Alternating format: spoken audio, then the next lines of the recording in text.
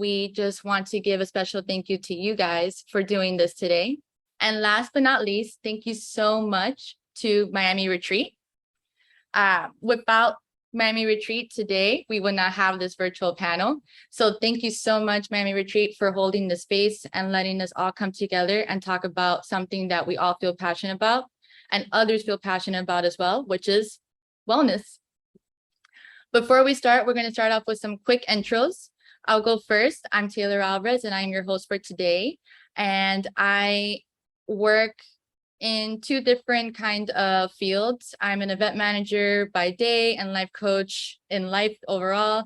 I focus on event production, and we dive into helping the city of Miami grow and flourish economically and letting people like us be ourselves. And second, I focus on women empowerment, which means that I love to help women stay on track, get on track, or if they just need someone to just be coached, I'm here for them. Next up, we have Allison Burke. How are you today?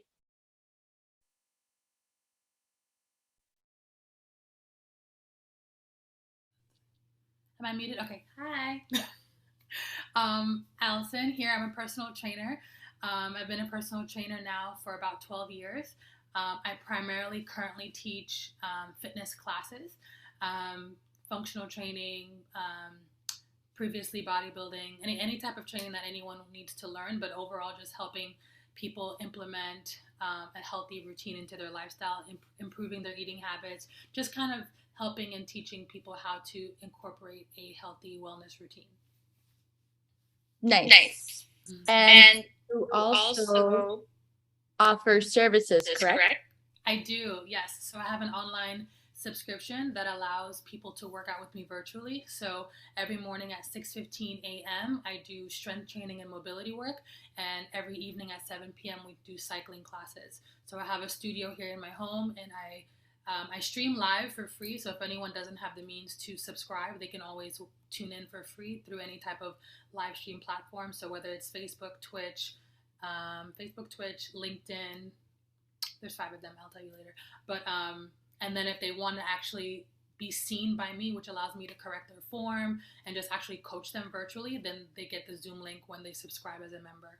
So I do that every day. And then on my website, I also have pretty much all the workouts go into a program. So for 30 days, let's say, every workout that we're doing is a part of the Body Weight Program 1, and then every month it continues. So if anyone can't do the virtual workouts, they can always log in and have access to the programs after the program is coached. So either way. Oh, and if you live in Atlanta, I do boot camp every week, 7 a.m. at the park. No, that's amazing. Thank you. So what I'm getting there's no free virtual online way for everybody to receive your services. Mm-hmm. If they want to work out, and I've been a coach for a long time, I can coach them. I preferably would be able to see them because it makes me uncomfortable to coach someone I can't see. But if they that's the only way they can do it, that's the way that they do it. And also everything saves on YouTube, so if they miss it, it's still there for them to go check it out afterwards. Great. Thank you so much for everything. Thank you. Next up, we have Salim, the Dream. How are you today? I'm well. I'm awesome. Thank you. Thank you all for having me. Yes, I'm Salim, the Dream, and I am a diver. I'm a springboard and platform diver, and that's been driving a lot of my actions moving forward. Is I want to represent Jamaica in the Olympics one day. So that's actually how I met Krystina. I linked up with Krystina, and she trained me for some months. And I also am a yoga teacher, AcroYoga teacher, and I do Thai massage, like Thai body work, and also Reiki. So I'm big on just therapeutic touch and healing, whether through body work or energy work. And that's a handful of my passions. I also am a creative. I love to make music and film as well. So that's me. Wow. And you teach, correct? You teach in the Miami area? Yeah, I teach in Kendall, actually, at a place called Aguacate Sanctuary of Love. It's an animal sanctuary, vegan, Cuban restaurant with smoothies, acai bowls, juices, amazing burgers, burritos. So it's in Kendall. It's called Aguacate Sanctuary of Love. Honestly, it's a great place. I've been there a few times and the vibe there is like no other. So thank you, first of all, for everything you do. In some way, everyone here is a healer, but energetically, what you have is very special. So thank you again for tapping into that. Thank you. You're welcome. Next up, and last but not least, we have Krystina Dowdell. How are you today? I'm good. How are you? I'm actually doing great. How about you? Doing good. Hanging out. I'm happy So- to be here. Thank you for taking the time to be our amazing moderator and do this work, with us and create the space. Of course. Can you share a little bit about yourself? For sure. So my name is Krystina. I am a virtual personal trainer and founder of Miami Retreat. Co-creator, if you will, since I can't do it alone. Each of you makes this possible. So I'm extremely grateful for each of you being here and creating the activations that we do across Miami. Salim, you lead amazing AcroYoga happy hours for each of our pop-ups. Allison, I've known you since Equinox and you're an amazing trainer. And Tayler, event buddies for life. We've got the craziness of events down and I wouldn't want any other way. And so that's me.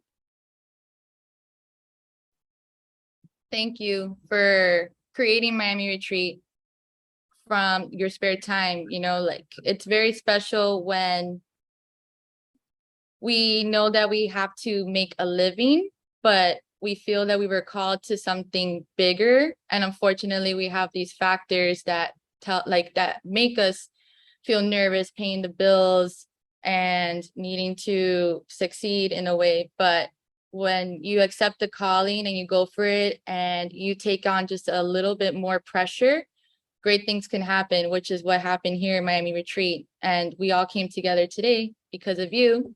And we'll share this knowledge later on after recording for others that couldn't make it and others that are here and are going to actually learn. So thank you for just really feeling what you were called to do and helping the community. Of course. No, I love that I get to do this as a job. It doesn't feel real. So that's the goal. So next up, now that we have intros done, we're going to actually get into our panel and we're going to have each one of you answer a few questions. We're going to keep it to a minimum. Let's try to do like 2 minutes max. I know that that's tough because when you feel so passionate about something, you just feel we can talk about this all day. But for each one of us to actually share something special that's unique, we're going to try to keep it down to 2 minutes. The first question, we'll have Allison go first, which is, what does wellness mean to you? Okay, so what wellness means to me is, over the years, it's just been focused on honoring my body, my mind, and my overall health.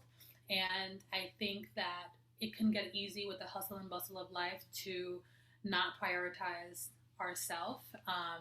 But luckily for me and for us, right, we work in the wellness industry, but there has been a time where even while working in the wellness industry, and Krystina knows, you can get so busy that you don't even make time for yourself. So now I'm grateful to be in a place where I can prioritize my health first and then everything comes afterwards. And so that just means waking up, one, with gratitude, and then two, making sure I'm sticking to my routine in terms of mobilizing, stretching, strengthening, and also, getting my heart rate up as much as I can. So, and eating obviously quality,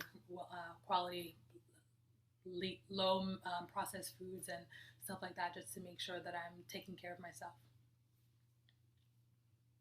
Great answer.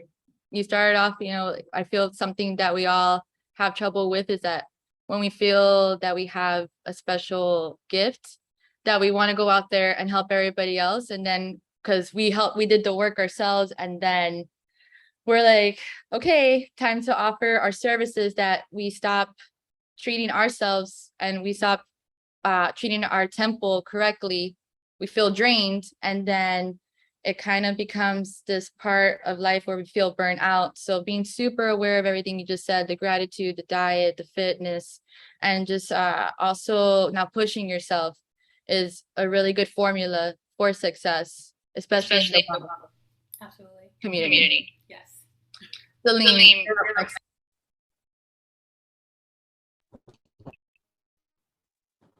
Yeah, so to me, wellness is balance.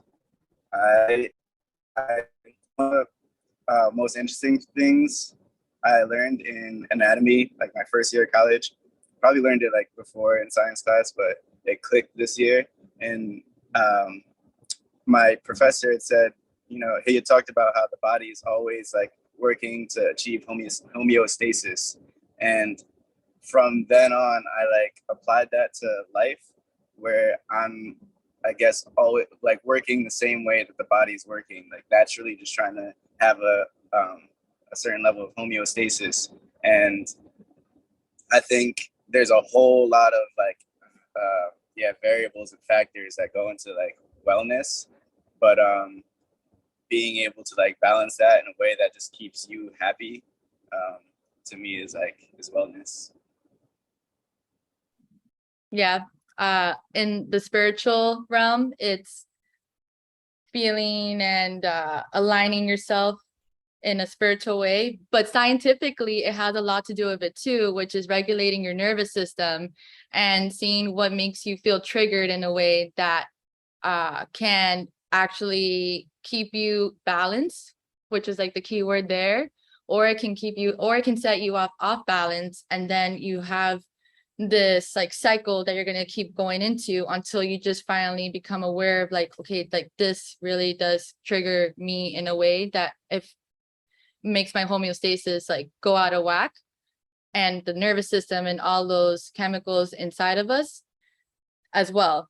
I feel like new age makes you feel that wellness is only doing the chakra work, but really there's a lot of areas in the science world that really do impact what the meaning of wellness is, which is exactly what you said.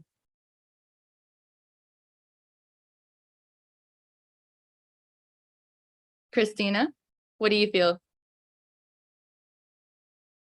I agree. I think there's got to be a balance between the physical, mental, spiritual, and then I would probably add social health, especially coming off pandemic, knowing how hard it is to be, just by your lonesome. So I think that's one thing that led me to do the events, is like bringing people together, just having a space for people to connect. I think that's really important on top of the other pillars, if you will.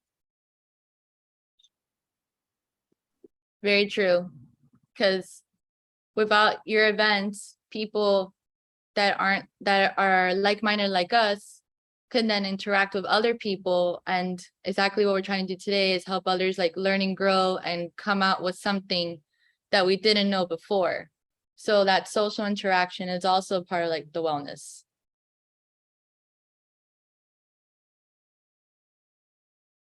The next question we have, which is, how did you go about creating a wellness routine that works for you? We'll go again in rotation. So Allison, you can be first. So in terms of a routine, it kind of came from trial and error. So in the beginning of my career, even before my career, I just played sports. And so my wellness routine was really just playing sports. I didn't think too much about nutrition and all of the other pillars of wellness. But now that I'm more educated and deeper into my career, I've been able to make my schedule exactly what I need it to be. So I've cut out a lot of my one-on-one coaching for group coaching, which allows me to really just focus on myself and be able to make my schedule exactly what I need it to be. So I do pretty much, I teach the classes that I teach are cardio and strength training. So that pretty much knocks out my entire wellness routine. And I work from home. So I cook all my own meals. I pretty much have created the life that I wanted. So I don't really have any issues in this department. But yeah, a lot of trial and error. I'm 32 now, so I'm really happy that I found it at this point as opposed to much later in life, because I feel like, I'm going to allow, unless something random happens, I allow my longevity of life to be as long as I, can. That's great. It's trial and error really is the way to figure it out. It's finding out what works for you and what doesn't work for you and messing up so that, and then it kind of like makes you go into this discipline. You figure out that's not what you didn't like. Yeah. And then don't try to do that again. We're imperfect. Right. But the trial and error is what gets you to that level. I agree. I think a lot of people don't honor their feelings at all. So I'm that person where if I'm uncomfortable and it's something that I can change, I'm going to change it. And I think I wish more people honor their feelings and emotions and their intuitions a lot more.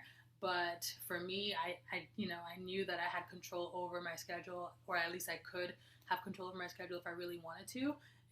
Obviously I have to work a lot harder in other areas to do this, but I knew that I wanted to put myself first, and so it's worth it in the end.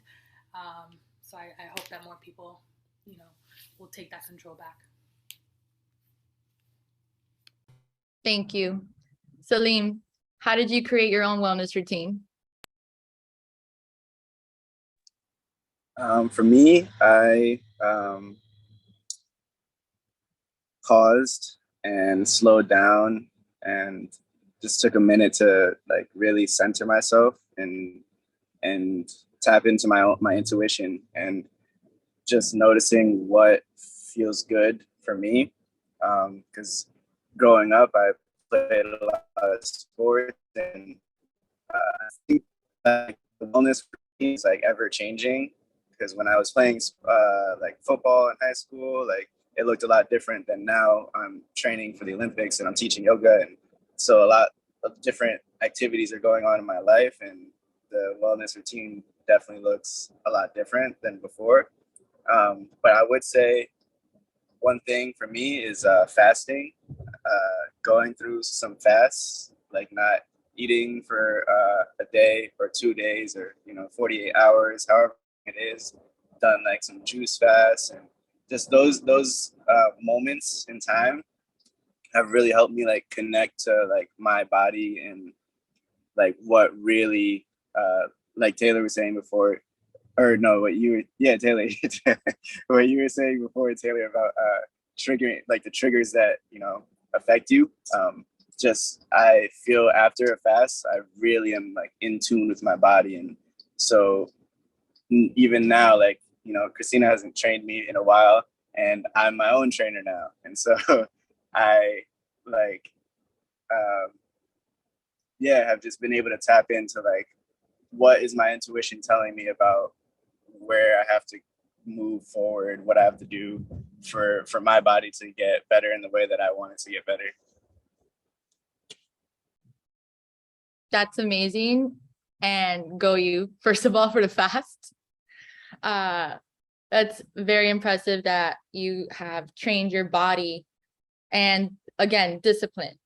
I feel in wellness, I don't know about you all, but there's a lot of discipline that comes into it, like not going back to your bad habits and breaking habits. So you definitely have formed discipline in your life. And something you said very important, which is the slowing down. I 100% feel you on that. I feel with the pandemic. Before the pandemic, I was not this type of person. I was the definition of a hot mess. But thankfully, the pandemic, use it as a blessing in disguise, taught me to slow down and really showed how important it is to connect with yourself. You think that you're connecting with yourself, but really it's this rat wheel that society unfortunately has created, which is to get up, go to work, eat, go to sleep, chat with somebody else. But in reality, it's really pausing. And in America, they have taught us to not pause at all. So it's really great that you really figured that out as well.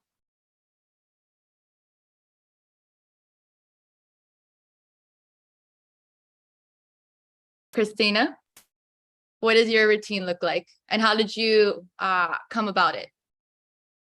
I definitely agree with Allison. A lot of trial and error.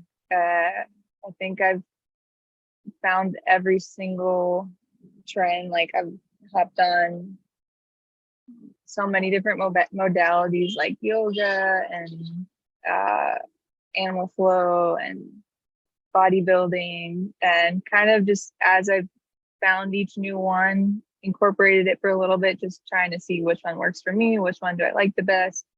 So I think a lot of trial and error is how I got to my point now. Like I've gone from 5 times a week training, and that worked for a little bit, but then, you know, maybe I started a new job, so maybe I didn't have the time that I used to. So now maybe it's 3 times a week, and then I do lighter stuff at home. So, and I think biggest learning curve and all that was not shaming those transitional points and just accepting like, okay, this is where I'm at now, and we're just gonna, you know, work with what we got. Definitely trial and error is super important for the journey, and being okay with the messing up. And you brought up a great point, the shaming. When you're going through this and you're messing up, we have been trained, or we see like the stereotype to be perfect, and we strive to be perfect. When I grow up, I want to do this, this, and this, and that. And that is subconsciously making you feel that you have to be perfect. So when you feel shame, how Allison brought up, you don't honor your feelings, you're going to bottle it in, versus then feeling it, which is going to suck for a few days. Like, we're human, so I'm just going to go for the most extreme, a few days, maybe a month, and let that sink in. But I don't know about you all, but the faster you feel that shame, like you start practicing and just like, okay, this is normal. I just messed up last week and I'm still alive today. Everything's going to be okay. And now I know, because everybody here in some way is a coach, or everybody is a coach here, you know what not to do to teach others not to do that as well. So if it wasn't for those mess ups, you wouldn't have those special tips and tricks for anybody else, for your clients and people that you're trying to help succeed. 100%.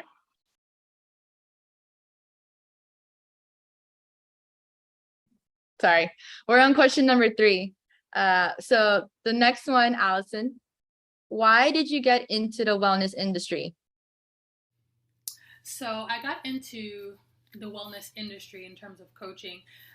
So I grew up, like I said, playing sports, primarily tennis. And despite being active throughout my entire childhood, I was still gradually gaining weight over the course of that time frame. So I didn't know what the term was called then, but now as a coach, I know that I had binge eating disorder, which is a form of an emotional eating disorder. And so in my efforts to figure out what that was, I became certified in coaching in 2010. Unfortunately, as a personal trainer, we don't learn much about disordered eating or really anything at all in terms of behavior change disorder coaching. So it wasn't until 2018, by this time I've already been a coach for 8 years, that I started working with precision nutrition and just learning what the actual habits of eating should be and what habits we should have. And also from there, I read the book Overcoming Binge Eating. And all of this time was education for me to see what was I doing in my own life that I needed to work on. And through that, all of these years was really a way for me to heal myself. But through that healing process, I was able to coach and develop other people.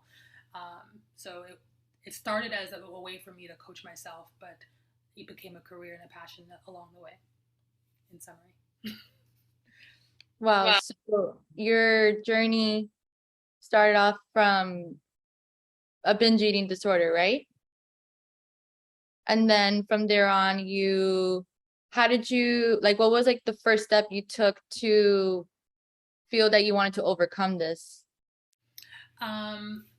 There were many different times, and so because I didn't know it was a binge eating disorder, what I learned, what I thought was, I was just obsessed with food, right? That's until you know what it is, you just kind of think that, oh, I don't have any self control, or I really like to eat. Well, no one really likes to eat that much, right? So like, obviously there's a problem. But I started doing bodybuilding shows in 2014, and what I noticed is that I was able to have self controlled for a specific amount of time for a specific goal. But as soon as that goal was gone, I would pretty much binge my way back to exactly where I started. And so when I saw that happen, I realized that it's a stress response, and I realized that it was induced with extreme amounts of restriction.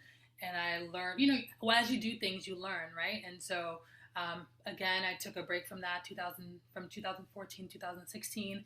I decided I was just going to focus on balance and whatever. Was able to maintain, and I say maintain because when you're a binge eater, your weight goes up and down like this, like from week to week, from month to month, but you're pretty much always maintaining, right? Because what you do, it's a cycle of restrictive eating, binge eating, restrictive eating, binge eating.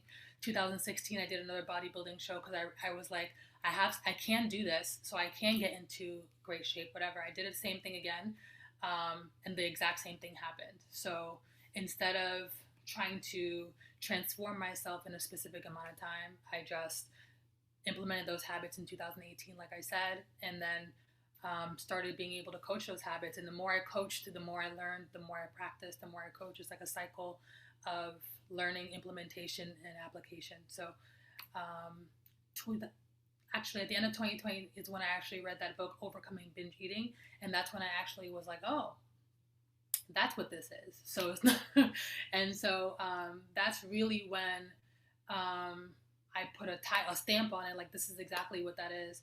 I don't personally coach anyone with eating disorder because I don't believe that's my calling. I still believe that I love personal training. I love coaching and training, but this is something that I've overcome. So I can help people, guide them in the direction of how to seek help with that. But I got a therapist for anxiety and for internalizing stress and the way I manage stress and the way it comes out in my actions.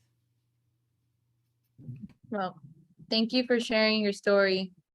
That is very powerful. And in a way, there's a man I listen to, his name is Rob Dial, in a podcast, and he always drops in this quote that's make your mess into a message. And you definitely showed others that you can make your mess into a message, because even though, how you said, you're not going to be a coach for binge eating disorder as of right now, who knows, you can help your clients when you see them struggling and they're getting flustered, they're not losing weight. You can see certain triggers and probably see, okay, that she might go down the bad path. So keeping her on the right path without even mentioning anything, it's something that you can see before it even happens, in a way. Thank you. Salim, what made you get into the wellness industry? So I have always loved to like massage my family members. I've always I've had a passion for like therapeutic touch from when I was little, and yeah, my family members would always gas me. They're like, "You have magic hands." So actually, always love to do that, and I love helping others. I know that's kind of a cliche, but I love helping others, and kind of to my detriment sometimes. I'm like a huge people pleaser, and I'm kind of not battling, I'm balancing being a people pleaser with like putting myself first and taking care of myself. So sometimes it works, it helps though, because I'm so passionate about it, and I just love to like make others feel good. So, and that makes me feel good. So when I'm doing like acro therapy sessions with people, and like they feel like completely aligned after, like I feel the same way, and it's a really cool experience. And I'd like to shout out Pablo and Krystina for inviting me to South Point Park, where they have acro jams. And that's where I met Jacinta and Laurent, who taught me acro therapeutics. And that from there, like the moment Jacinta like put me in the air and like stretched my shoulders, I was like, everybody needs to feel this. And from there, it's just like, yeah, and a very strong passion. I just, everybody I see, I'm like, heard of it. But yeah, that's, and I think also being an athlete, like, I've always, yeah, just like cared about like wellness and being fit, not just like physically, but like mentally and spiritually. When I found yoga, because I was when I first had the dream to like go try for the Olympics, I looked up like what are Olympic divers doing, and I saw this dude like a picture of this guy like folded in half against the wall, and I'm like, well, I can barely touch my toes now, so what do I do? And I knew about yoga, so I looked up some yoga on YouTube, and after practice, I found this woman who like had challenges, like 90-day yoga challenges, and from practicing consistently, I had noticed like a change in just the way that I saw life. Like, yeah, my mental was like a lot more calm. I was able to like handle situations in life a lot more smoothly, and yeah, so it became from it. No, it turned from being a way to get more flexible into, I guess, yeah, getting more flexible, but also mentally like flexible with like, you know, the curveballs that life throws at you. So I don't know if that makes sense, but yeah, I think I've always just innately been in the wellness industry. It made sense. It's different parts that make you be who you are, that put you in the wellness industry in a very natural state. For others like Allison, or personally me, who went through a hard time and found wellness in a time of trouble and trying to let go of old ways, like you fell into it just in a natural pool, which is how your parents and your family said that you just have like these magic hands. And it really does exude in your vibration. I'm not gonna lie, that it's just like this natural light that you do bring out. Would you say that yoga could help people? I want to frame this like correctly.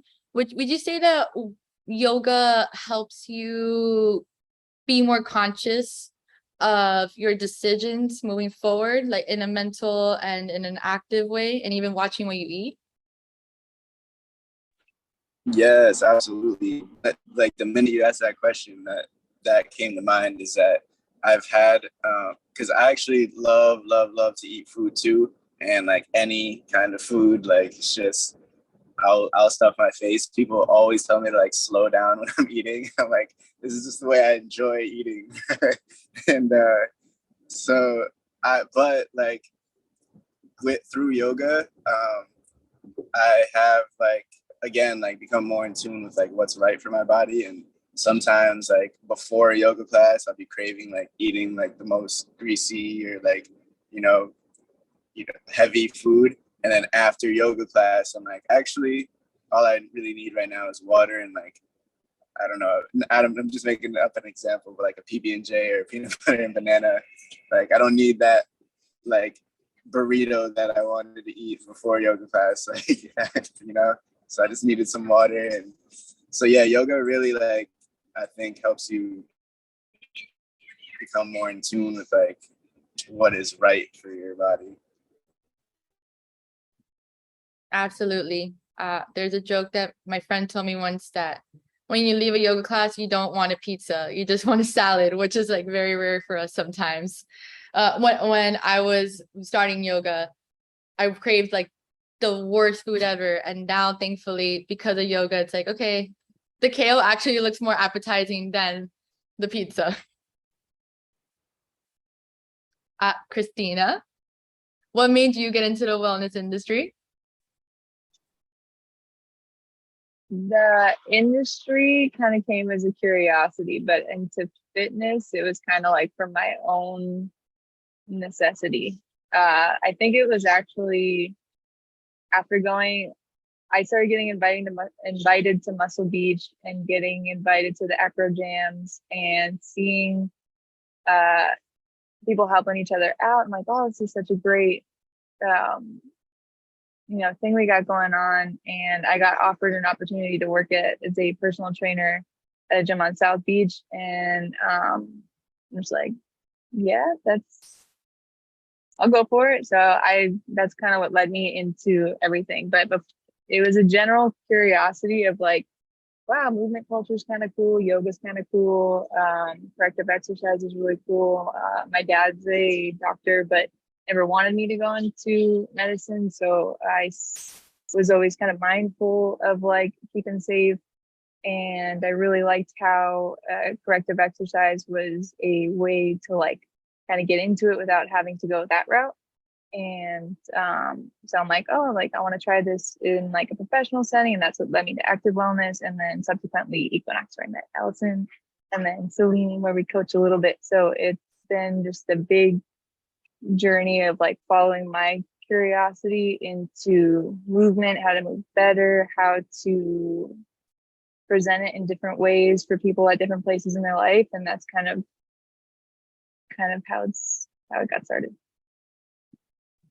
And did you ever see yourself actually opening up a organization that can be a safe space for other people?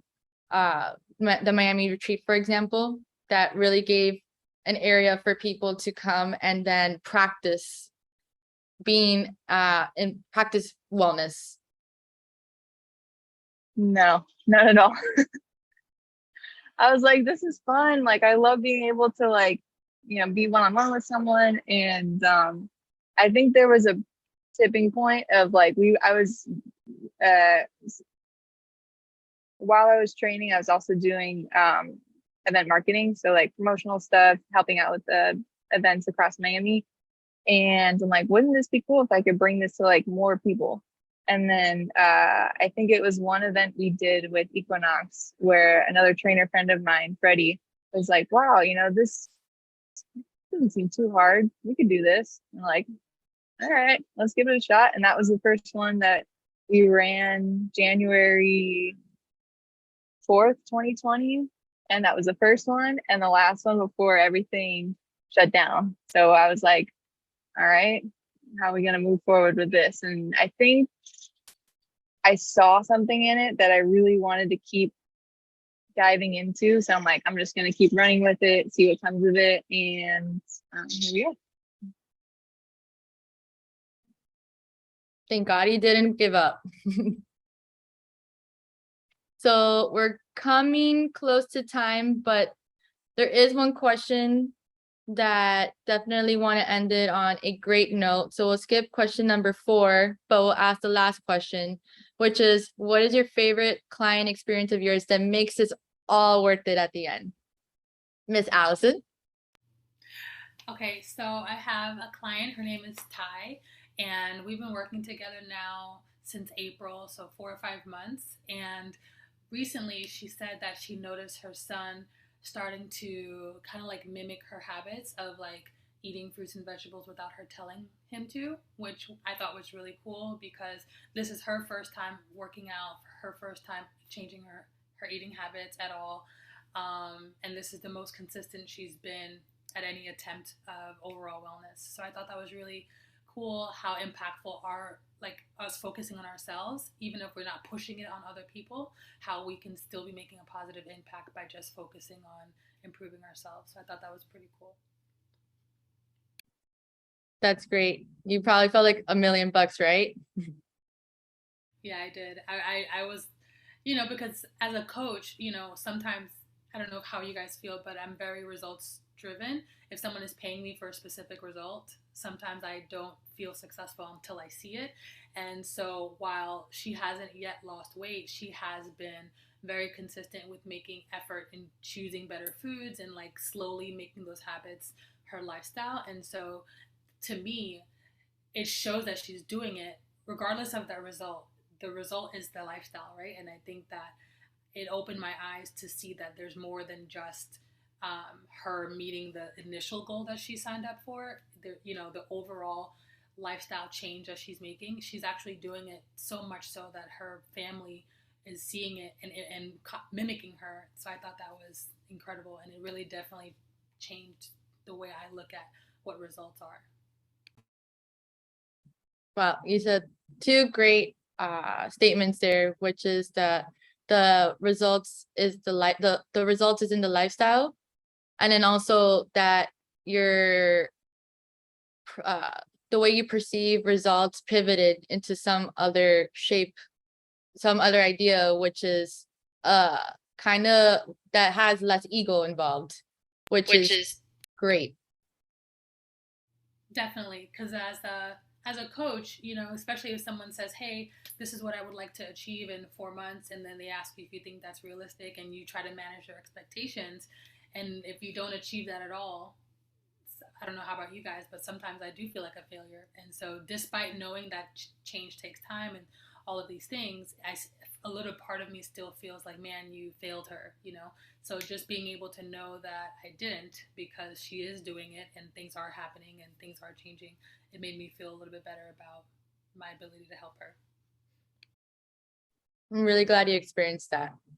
I feel we all are happy for you there. Salim, what has been your favorite client experience? My favorite client experience, in general, it's when my clients will just express how they feel after, and specifically with the AcroYoga, it's, for me, it's been kind of challenging, explaining what AcroYoga is, or acrotherapy, what I do. And I'm like, well, you go upside down on my feet, and I have videos that I show people. And so when I actually do a session and my client expresses oh my gosh, I feel so aligned, all my chakras are aligned, or they're I honestly feel my day is made my day. And I'm usually I wish I had that on video or recording, so I can use that review and just have that for people to know what it feels like. But yeah, and also, not only because it I love the reviews and it's exactly what I want to explain to people, and people are saying that's how they feel. But also, again, like I said, when other people feel good, I feel great too. So it's just the feeling, it's really hard for me to explain, but when others feel it, I also feel it, and it feels amazing. That's powerful when you hear that people are saying that their chakras are aligned, because it's hard. It's hard because there's so much dark energy in there before you start the wellness journey. So for people to come in, I remember as I started to trickle into yoga more and more and more, you do feel that healing happening and stuff. So for you to hear that you were responsible for it, or help someone guide into that must be, again, how Allison must have felt, $1 million, priceless. And then Krystina, we're going to end it with you. What has been your favorite client experience so far? I'll have to put Salim up there as one for sure, because he was awesome to work with. Always showed up 110% ready to go. I threw whatever at him to try and help him get to his goal for the Olympics, and inspired me in my own programming, because I think this was before I was really into CrossFit. And I'm like, damn, I want to get this competitive kind of I want to see how I can push myself in a safe way. And I think that kind of led me into like the next phase, if you will, in my training. So it's cool to see him take it on and like really push himself. And I actually think that's influenced my own philosophy on programming moving forward, still keeping it in that safe range. But like, for example, my client, who's virtual, who trains with me, like 4 times a week, I'm like, you within the safe range, pushing him, seeing how he responds to that, and then keep going. It's been a really cool experience to kind of go from like super tentative when I was first starting out training into like helping people get outside their comfort zone, get into like,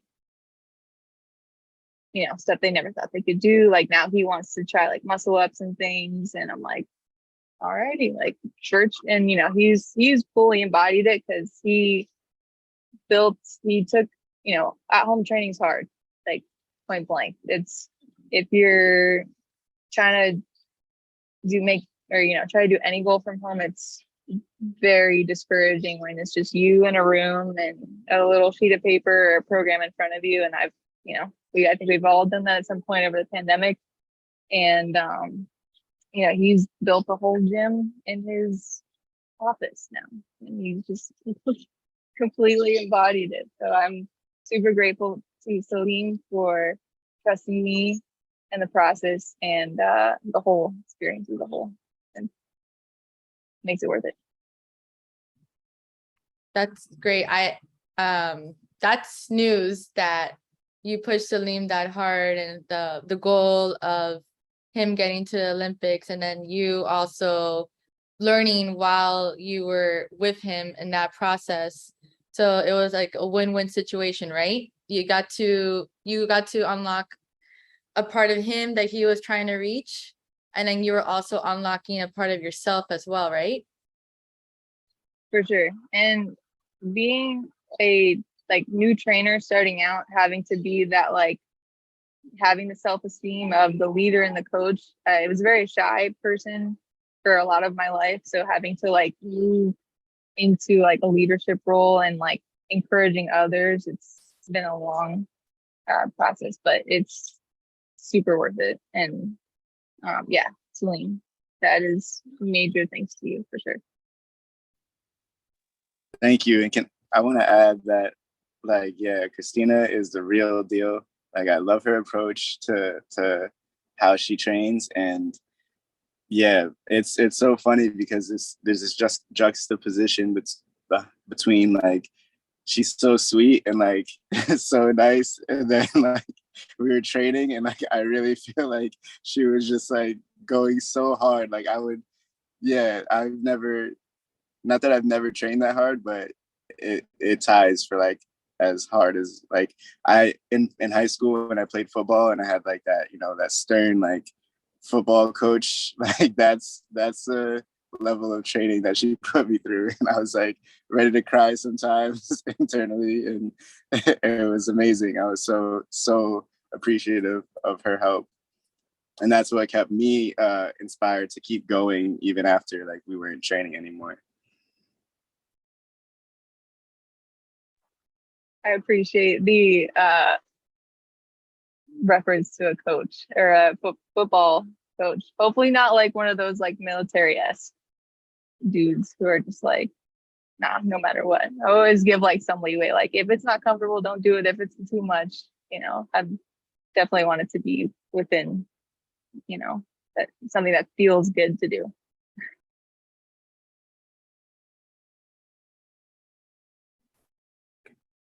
That feel like one day we should all meet up and work out together and show everyone something, AcroYoga or acrotherapy, which is news to me today. I didn't know that was another way to call it. So you Salim, shedding your light on acrotherapy, Allison on strength and conditioning, and then we have to see Krystina's ways of being a football coach. And I'll teach some kind of dance move. We'll all get in there and have a very cardio-based workout with a good stretch. But in some shape and way and form, it's great that everyone here has felt rewarded for what they're blessed with already. You know, I feel that a lot of people unfortunately leave this earth without feeling a reward and not tapping into that calling. And everyone here, no matter what the age is, the step number one is accepting, whether it be a problem or it be a good problem, which is I'm sitting on this talent, it's getting dusty. Everyone here definitely tapped into something and is out there doing the work and doing great things for other people. Congratulations to everybody here for going out there and getting it. And everybody who showed up today to watch this panel, that means that you're also in some shape or way doing the work as well, either to learn and to learn, which is the same thing as knowledge, was I was about to say, or to somehow give it back to somebody else. It's really important that everybody here is taking an initiative. So everybody, congrats to you for going out there and doing it.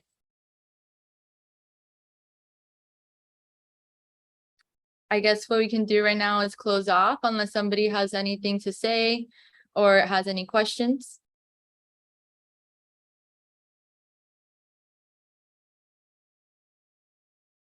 Krystina, should we end it right now then? Yeah, that sounds good. Thank you guys again for taking the time to on your Saturday to do this. I'm super grateful to know each of you and for you to take the time to do this, to be here to do this. So yeah, just thank you so much.